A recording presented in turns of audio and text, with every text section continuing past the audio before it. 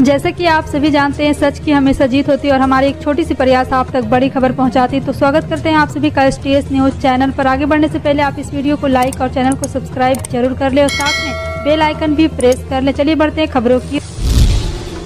लोकसभा सचिवालय ने कांग्रेस सांसद राहुल गांधी को नोटिस जारी किया। सचिवालय ने बीजेपी सांसद निशिकांत दुबे और संसदीय कार्य मंत्री प्रहलाद जोशी के विशेषाधिकार हनन के नोटिस पर राहुल गांधी से जवाब मांगा है। लोकसभा सचिवालय ने राहुल गांधी से कहा है कि 15 फरवरी तक इस नोटिस पर जवाब दाखिल करे। बता दें कि 7 फरवरी को राहुल गांधी पर आरोप लगा था कि उन्होंने लोकसभा में राष्ट्रपति के अभिभाषण पर धन्यवाद प्रस्ताव पर चर्चा के दौरान उन्होंने प्रधानमंत्री नरेंद्र मोदी के खिलाफ गलत, अवमानना, असंसदीय और भ्रामक तथ्य रखे। इस मामले पर लोकसभा सचिवालय के अधिकार और आचरण शाखा के उपसचिव ने राहुल गांधी को ईमेल पर पत्र लिखा है। देश में ही नौकरी पेशा या रोजगार के लिए अलग अलग राज्यों के शहरों में प्रवास करने वाले करोड़ों नागरिकों के मतदान के इंतजाम में जुटे निर्वाचन आयोग की योजना की परख आगामी विधानसभा चुनाव से होगी। आयोग का कहना है कि आगामी विधानसभा चुनाव में पायलट प्रोजेक्ट के तौर पर इस मिशन को ट्रायल कराया जाएगा। ये सिस्टम परीक्षा ने पूरी तरह खरा उतरने के बाद जब लागू होगा तो पूरे देश में लगभग 30 से 40 करोड़ मतदाता जो अपने मूल क्षेत्र में जाकर वोट नहीं दे पाते, उनको अपने प्रवास वाले शहर, गाँव या कस्बे में रहते हुए अपने मूल चुनाव क्षेत्र में अपना वोट देने की सहूलियत होगी।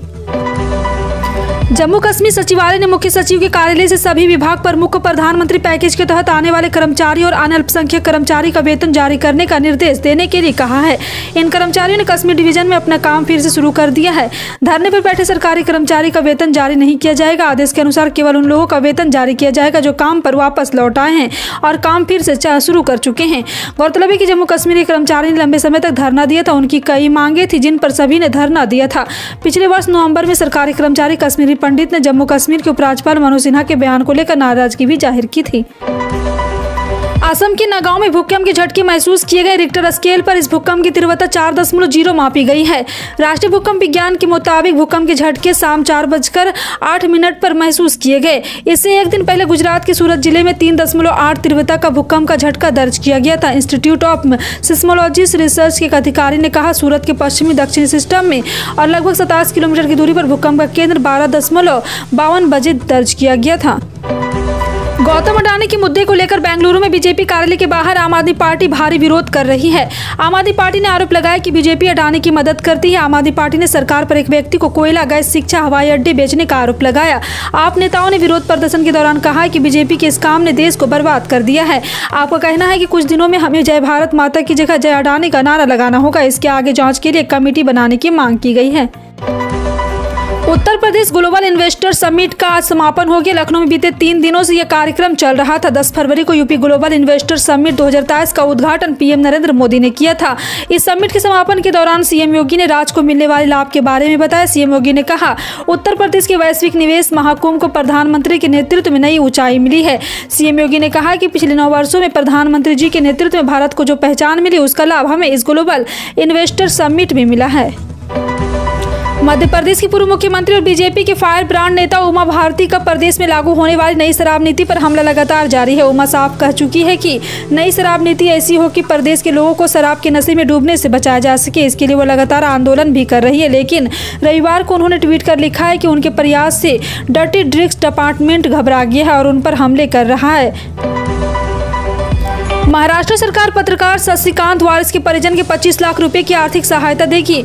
वारिसी के रत्नागिरी जिले में गत 6 फरवरी को एक SUV के टक्कर मार दी थी और अगले 3 अस्पताल में उनकी मौत हो गई थी। आरोप है कि उक्त SUV को जमीन डीलर पंढरीनाथ अंबेडकर चला रहा था। रत्नागिरी के जिला संरक्षक मंत्री उदय सामंत ने कहा है कि सरकार वारिस के बेटे को अस्थायी नौकरी भी देगी। सामंत ने पत्रकारों से कहा, पत्रकार वारिसी के परिवार को 25 लाख रुपए की आर्थिक सहायता प्रदान की जाएगी। रमेश बैस को रविवार को महाराष्ट्र के राज्यपाल के रूप में नियुक्त किया गया है। बैस ने भगत सिंह कोश्यारी की जगह ली है। एक आधिकारिक प्रेस रिलीज में कहा गया है कि राष्ट्रपति ने कोश्यारी का इस्तीफा स्वीकार कर लिया है। इसके साथ ही देश भर में कई राज्यों के राज्यपाल भी बदले गए हैं।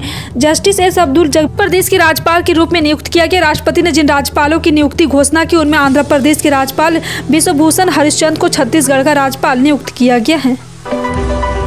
भारतीय रिजर्व बैंक के नवीनतम आंकड़ों के अनुसार 3 फरवरी को भारत का विदेशी मुद्रा भंडार 1.496 बिलियन अमेरिकी डॉलर घटकर 575.267 बिलियन अमेरिकी डॉलर हो गया। इस गिरावट ने कुल भंडार में पिछले 3 सीधे हफ्तों की वृद्धि को रोक दिया। 27 जनवरी को समाप्त हुए सप्ताह के दौरान विदेशी मुद्रा भंडार 3.3 अरब डॉलर बढ़कर 576.761 डॉलर हो गया। RBI के नवीनतम आंकड़ों के अनुसार भारत की विदेशी मुद्रा संपत्ति विदेशी मुद्रा भंडार का सबसे बड़ा घटक है। 1.323 बिलियन अमेरिकी डॉलर घटकर 507.695 बिलियन अमेरिकी डॉलर हो गया। प्रधानमंत्री नरेंद्र मोदी ने रविवार को दिल्ली मुंबई एक्सप्रेसवे के पहले चरण को राष्ट्र को समर्पित किया। दौसा में आयोजित कार्यक्रम में मोदी ने 18,100 करोड़ रुपए से अधिक लागत की सड़क परियोजना का शिलान्यास और लोकार्पण रिपोर्ट दबाकर किया। दिल्ली मुंबई एक्सप्रेसवे पर यात्रियों के लिए यात्री सुविधा केंद्र, इलेक्ट्रॉनिक वाहन चार्जिंग स्टेशन, ट्रामा सेंटर आदि सुविधाएं भी प्राप्त होगी। तमिलनाडु के तिरुवन्नमलाई जिले में रविवार तड़के लुटेरों ने कुड्डालोर चित्तूर रोड पर 4 ATM मशीनों को लूट लिया। ये मशीनें 4 विभिन्न स्थानों पर एक दूसरे से लगभग 20 किलोमीटर दूर पर स्थित है। पुलिसकर्मी छत्तीसगढ़ ATM को देखा और पुलिस स्टेशन को सूचित किया है। लूटे गए 4 ATM में से 2 थंत्रपट्टू मुख्य सड़क पर बस स्टैंड के पास और तिरुवन्नमलाई शहर के मरियम्मन मंदिर के पास स्थित है। तीसरा पोलूर शहर में रेलवे स्टेशन के पास है, जो चौथा कलम्बस-पक्कम शहर की गवर्नमेंट बस बॉयज हाई स्कूल के पास स्थित है। अमेजन और फ्लिपकार्ट हेल्थ प्लस जैसी 20 ऑनलाइन कंपनियों को भारतीय औषधि महानियंत्रक ने कारण बताओ नोटिस भेजा है। और आपको बता दें कि ये कंपनी नियमों का उल्लंघन कर दवाओं की ऑनलाइन बिक्री कर रही थी। DGCI VG सोमानी द्वारा 8 फरवरी को जारी कारण बताओ नोटिस में दिल्ली उच्च न्यायालय के 12 दिसंबर 2018 के आदेश का हवाला दिया गया है, जिसमें हाईकोर्ट ने बिना लाइसेंस की दवाओं की ऑनलाइन बिक्री पर रोक लगाई है। 2024 के लोकसभा चुनाव से पहले 10 राज्यों के मुख्यमंत्रियों का चुनाव होना है कांग्रेस के लिए। इनमें कुर्सी बचाने की सबसे बड़ी लड़ाई राजस्थान की है। महाराष्ट्र और कर्नाटक बीजेपी के लिए सबसे बड़ी चुनौती है। प्रधानमंत्री नरेंद्र मोदी ने महाराष्ट्र और राजस्थान को लेकर अपना ट्रम्प कार्ड चल दिया है। विकास की रफ्तार और रफ्तार से विकास के जिस मॉडल की मोदी चर्चा करते हैं, आज दिल्ली मुंबई एक्सप्रेसवे के पहले फेज का लोकार्पण करके उसकी झलक दिखा दी है। एक्सप्रेसवे के जिस फेज का खोला गया है, उससे दिल्ली से जयपुर जाना अब आधा वक्त लगेगा। भारतीय क्रिकेट टीम ऑस्ट्रेलिया के खिलाफ 4 मैचों की बॉर्डर गावस्कर ट्रॉफी में भिड़ रही है। इस सीरीज का पहला टेस्ट भारतीय टीम पारी और 132 रनों से जीत गई। अब नजरें दिल्ली में खेले जाने वाले दूसरे टेस्ट पर है। लेकिन इस मैच से पहले टीम इंडिया के लिए एक बुरी खबर सामने आई। दरअसल भारतीय टीम का इस तेज गेंदबाज दिल्ली टेस्ट बाहर हो चुका है। टीम इंडिया के स्टार तेज गेंदबाज जयदेव उनादकट दिल्ली में खेले जाने वाले दूसरे टेस्ट से बाहर हो चुके हैं।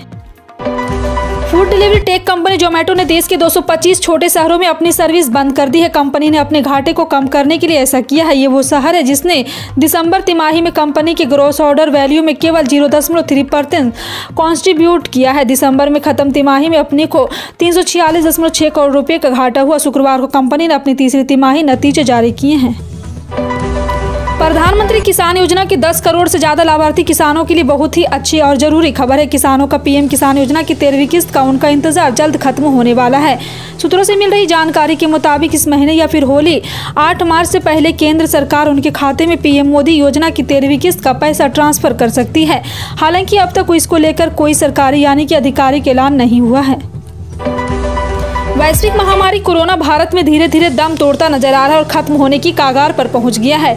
कोरोना के मोर्चे पर भारत के लिए आज भी राहत की खबर आई। हालांकि देश में आज भी पिछले 24 घंटे में कोरोना के 100 से ज्यादा नए केस सामने आए हैं, जबकि इस दौरान किसी भी व्यक्ति की मौत की खबर नहीं। वायरस कोरोना संकट काफी कम हो गया है। पिछले 1 महीने से कोरोना की ग्राफ में लगातार गिरावट देखी जा रही है। और आपको बता दें कि कल के मुकाबले आज भी देश में कोरोना के दैनिक मामले में कमी दर्ज की गई। देश में आज कोरोना के 124 नए केस सामने आए हैं। देश में हर दिन सरकारी तेल कंपनियां सुबह 6 बजे पेट्रोल डीजल की ताज़ा रेट जारी करती है। यह भाव इंटरनेशनल मार्केट में कच्चा तेल की कीमतों के आधार पर तय किए जाते हैं। ऐसे में भारतीय ऑयल मार्केटिंग कंपनियों ने 12 फरवरी 2023 दिन रविवार के लिए पेट्रोल डीजल के ताज़ा भाव जारी किए हैं, जिसमें कोई बढ़ोतरी नहीं हुई है। दिल्ली पेट्रोल 96.72 रुपये और डीजल 89.62 रुपये प्रति लीटर है। मुंबई में पेट्रोल 106.49 रुपये और डीजल 94.27 रुपये प्रति लीटर पर बिक रहा है। मौसम विभाग ने बिहार में अगले 24 घंटे के भीतर 30 से 40 किलोमीटर प्रति घंटे की रफ्तार से उत्तर और पछिया हवा चलने को लेकर अलर्ट जारी किया। रविवार को बड़ी हवाओं की गति को लेकर बिहार के संदर्भ में IMD ने ये चेतावनी जारी की है। ऐसे में नाविकों को नाव संचालन में अतिरिक्त सतर्कता बरतने को कहा गया है। इस दौरान राज्य में बारिश होने की संभावना नहीं है। IMD पटना के वरिष्ठ मौसम विज्ञान आशीष कुमार की तरफ से दी गई आधिकारिक जानकारी के मुताबिक IMD का मानना है कि इस दौरान झोंकेदार हवा चलने के कारण नाव पलटने का खतरा बन सकता है। यूपी की राजधानी लखनऊ में आज 22 कैरेट सोना 52,750 रुपये प्रति 10 ग्राम पर। पिछले दिन कीमत 53,450 थी। आज सोने की कीमत 220 रुपये की बढ़ोतरी हुई। राजधानी में 24 कैरेट सोने का रेट 57,530 रुपये प्रति 10 ग्राम था। आपको बता दें कि चांदी की रेट की बात करें तो लखनऊ में आज चांदी की रेट में बदलाव हुआ है। आज 1 किलो चांदी की रेट 70,500 रुपये है। वहीं कल इसका भाव 71,800 रुपये प्रति किलो था, यानी कि चांदी कीमत में कमी आई है। जानकारी के लिए उपयुक्त सोने की दरें सांकेतिक है और इसमें GST, TST और अन्य शुल्क शामिल नहीं है। सटीक दरों के लिए अपने स्थानीय जौहरी से संपर्क भी कर सकते हैं। फिलहाल आपका इन सभी खबरों पर क्या कहना है, कमेंट सेक्शन में टाइप करके जरूर बताएं। इस तरह की पल पल की अपडेट जानने के लिए जुड़ रहे हैं आप अपने NTS न्यूज चैनल से। मिलते हैं अगली बड़ी खबर में, तब तक के लिए जय हिंद।